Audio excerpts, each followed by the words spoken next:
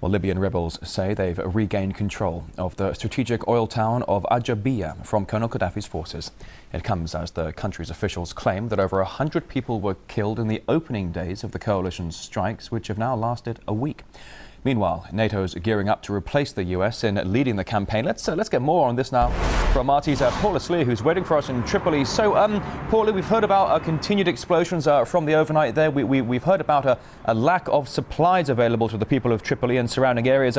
What is the situation like now in the Libyan capital, and what are you hearing about in the rest of the country? Well, the capital city of Tripoli is essentially in lockdown. We're hearing now that within 2 days, fuel supplies here might very well run out. We're also hearing of shortages in food and water. Now, for 7 straight nights, the city has come under fire from those airstrikes from the coalition. The residents here are very, very frightened. Many of them are choosing not to go to work, to spend their days at home, barricaded in their homes, because they're very frightened in terms of what will happen in the coming days. Now, the state television is reporting that more than 100 people have been killed. It puts the figure at 114 people killed and some 445 wounded in the first 4 days of airstrikes. It's not making clear whether or not it's talking about civilian deaths or fighters, and certainly it is proving quite difficult to differentiate between the two here in Tripoli. We are hearing from rebels in the town of Ajdabiya. They have advanced there from Benghazi, and they say that they've been coming across civilian bodies, women and children in the road. But there too, it's difficult to discern whether the bodies were killed by coalition airstrikes or whether they were killed by Gaddafi's forces. We are hearing from the rebels themselves that they have now taken over the town of Ajdabiya. They say that they entered the town through the eastern part and that Gaddafi's men are now on the perimeter, some 2 kilometers west of the city.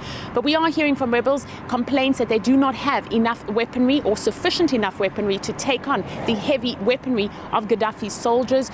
These reports have not been confirmed by the Libyan army itself, so we are very much relying on what the rebels are telling us. But certainly if they have taken over this town, it is a significant step in them being able to recapture towns and cities they lost in the last week. You need to remember that this time last week there was a very real fear that the town of Benghazi would be overthrown by Gaddafi's men.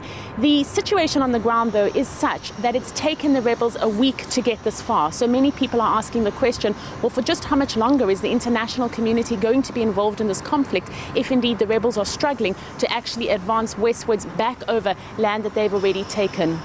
And when you talk about the role of the international community here in this military intervention in Libya, there seems to be a sense of animosity spreading across the Arab world at this point. Now the command of the operation will soon pass into NATO's hands. How are the Libyans reacting to such a switch?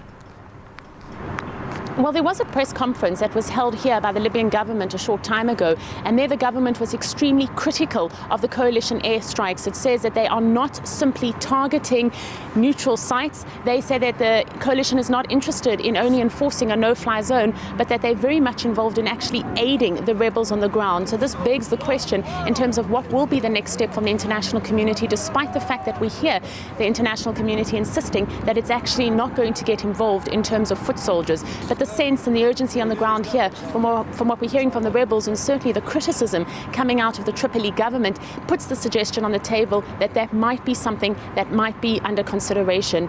Now, NATO is officially supposed to take command of enforcing this no-fly zone on Sunday, but we're hearing criticisms from Paris and other countries. They're a little bit cautious in terms of how this will work.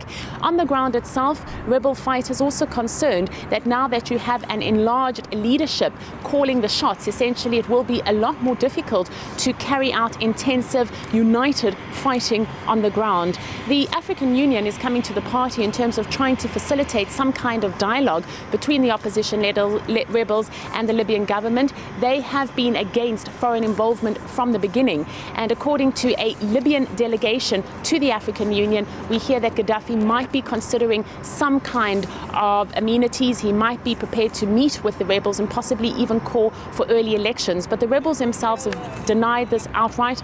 Number one, they don't believe it. And number two, they simply say that nothing short of Gaddafi actually stepping down from power is something that they would consider.